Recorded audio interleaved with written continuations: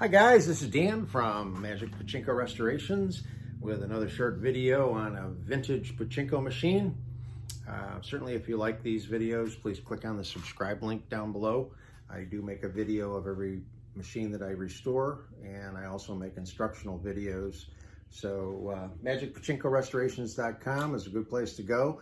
Get some good information if you're going to try to start doing one on your own, or if you want to get one done by me. That's one of the ways to contact me. Another way is to go right to the YouTube channel. If you just do a search on my name. Please, Dad. I'm never going to England. That's my Homer with his Homerism at night. It's actually 8 o'clock. So where was I? Oh yes, go to the website, go to my YouTube channel, just search on Dan Welch, and that'll get you to the Pachinko YouTube channel, all sorts of good stuff there. So today we have a very interesting machine. This is a 1966 Heiwa single shot, and I'll have to put my glasses back on to read the thing down here. It's Towakogyo. That's about as close as I can get to it. That's right there. Up in here, inspection stickers. Over here in 1963, did a little digging and found out that that is actually a patent. That's a patent sticker, but it was a patent for the original artwork. And this is the original artwork that was on the machine. Obviously very heavily water stained and so on. Kind of cool artwork. I kind of liked it. Might have looked really good reproduced by Bill Cardwell. He does a great job on that. But the owners of this machine opted to go with, this is actually a 1966 artwork. I forgot what company used it, but it was from 1966. So that's the background they opted for. Is a single shot.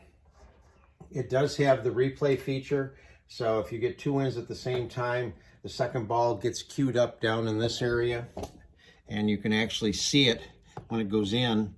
And then before you cash out, you would push this button, and it would force the balls back into the seesaw so that they would pay out. Ashtray is aluminum. The chrome on this wasn't in really bad shape, but I'm not sure why this got as black as it did.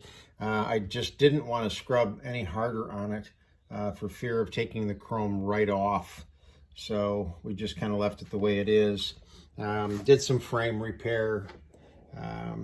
These are new spinners. These are not the original spinners. The original spinners were metal, and they were pretty rusty and pretty bad. It's kind of an interesting layout here with the chrome piece here and here, and this is all chrome pay pockets. There are no tulips on this machine, and there are 3 lights in the center. And the owner asked me if I could hook the lights back up and use 9-volt rather than usually I use the 12-volt wall transformers. Evidently where they're going to put this, there's no place to plug in a power supply. So let me turn this around. You see this is a pretty interesting machine. Oddly enough, there is some plastic on it, the plastic tray. This is a nice piece of chrome. The tin was very, very rusty, really bad looking. And all of the brass pieces were so tarnished that they looked black. I mean, everything on this looked black when I got it. So even though now this still doesn't look all that good, it's just really old tin. It's clean, both internally and externally. I got the brass as cleaned up as I possibly could. One of the drawbacks about working on these machines is this plastic over time warps. And this is actually the exit chute for the losing ball. This was broken and hanging off. I got it put back on where it belongs and did some repair work up in here. And when I first attempted to use the machine, this piece had warped in and the ball wouldn't go by it. It got hung up right there. So I had to put some heat on it and bend it out a little bit. But that was actually the only problem I had with any of the plastic. So this originally, like I said, this has had a piece with 3 light bulbs in it, right in this area. And I was not able to get 3 light bulbs to light on a 9-volt battery, regular incandescence. So Carl Wegman, another good pachinko friend of mine, has a lot of good knowledge with electronics, so I called him, and he made a suggestion to do LEDs. So there's 3 LEDs in here, white LEDs. I scavenged a leaf switch from another machine, got it mounted. So at one time, when the jackpot, I didn't know there were balls in there. When the jackpot arm goes down, it was set up to hit a switch. There was no switch on the machine when I got it, but you can see it light the LEDs now when the jackpot goes. So this is all new wiring, and then I just hooked it up to a 9-volt battery. So let me show you how this thing loads up. Very interesting. Never saw one like this before. So normally when you put the balls in, well, actually this sort of does the same thing now that I think about it. You put the balls in, they run down in the hopper, they empty the hopper, go into the turnaround, run down, and then typically they run into the jackpot and load the jackpot. This one doesn't do that. So let me see if you can get the camera in and you can watch where the balls end up. And I just saved a nightmare of having balls all over the floor. This mechanism here, odd mechanism. If I pull down on this piece goes towards the machine, and then all the balls will run all the way to here and here. Now this is broken off and gone. This was a support piece. I was assuming there was another piece here that went down, and this would be the ball dump right in here. So you can still let the balls go and catch them up here. So the balls go down and they come right up and they stop right there. Now, when a jackpot is made, these are going to dump into this and go down into another chamber and out through the front. Very, very odd way of doing things, but effective. It works. So let me get some more balls in here.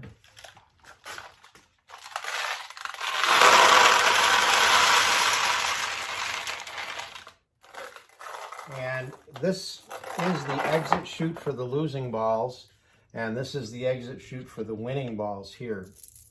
Now, when I first did this, I put all of this stuff into my sonic cleaner, all of the launch parts and everything. And quite often when I take it out, the launch mechanism is a little stiff, and I put a little, this is the only place I put a little bit of oil is in the ball bearings of the launch mechanism.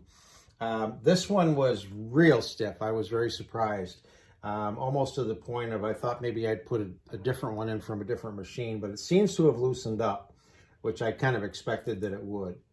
So this is the the replay area in here, and when you push on that button up front, it goes like this. So when a ball gets, 2 balls come in, the first one goes into the seesaw. The second one drops into this chamber, or actually it goes out the front of the machine. But when you activate this, it pushes that ball up into where the seesaw is. I'll see if I can show you that in a minute. Okay, so let's turn this around. This is not an easy machine to win, mainly because it's all little pay pockets. There are no tulips, and nothing opens and becomes more advantageous. But it's just a single load.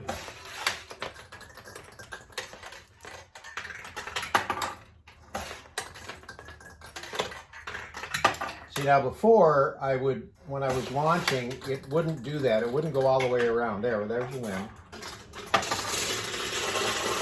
Now, the first time you get a win, it loads the jackpot chamber. Now maybe there's a way of loading it prior to that first win, but if we get another win, it'll light up. You'll hear the dinging of the bells. The first time you don't, for whatever reason.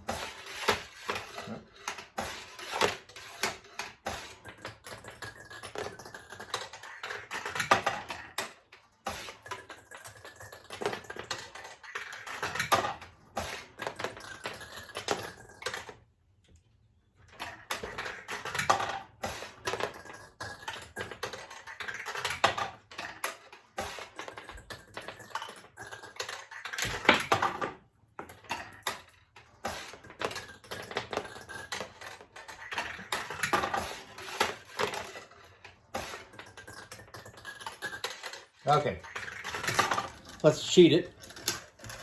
I'll open the front door.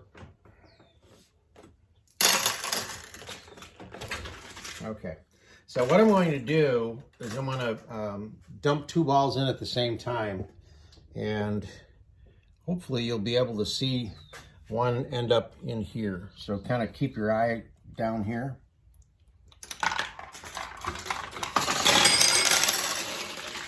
So I don't know if you saw it or not, but a ball came out of this hole and went around, and now it's queued up in here. Let me do another one.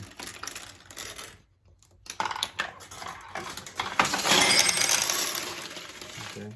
So it's a double win. One more time.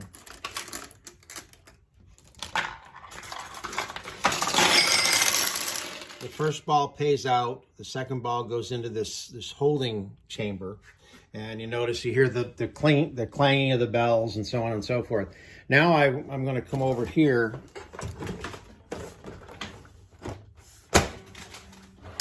and we'll push the replay button or whatever it's called, and it kicks one of the 3 balls that's trapped in there onto the seesaw.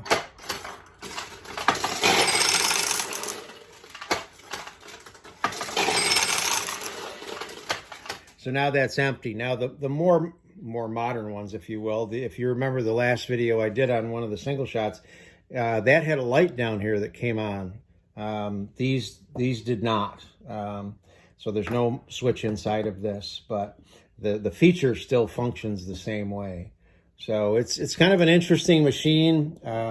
It certainly presented some challenges to me, but it was a lot of fun to work on, and I think overall it's a really, really pretty machine. So I hope you like it.